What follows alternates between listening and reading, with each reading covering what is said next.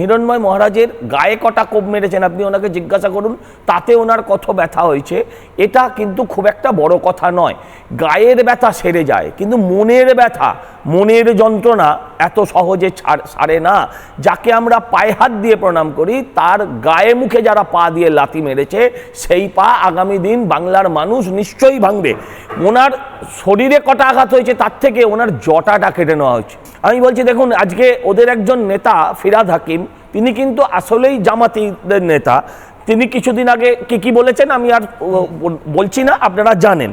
তিনি আজকে যেটা বলেছেন অত্যন্ত লজ্জার ভয়ঙ্কর, যে তিনি একজন ক্যাবিনেট মিনিস্টার হয়ে যারা ঘর ছাড়া হয়েছে তারা যে সবাই বিজেপি তা তো নয়, তাদের মধ্যে অনেক তৃণমূলীয় আছে।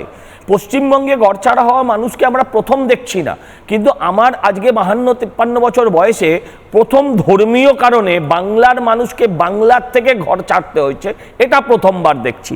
বলছেন উনি সব ঠিক আছে, বাংলা এত সেফ জোন, মুর্শিদাবাদে না থাকতে পারলেও মালদায় তো আছে।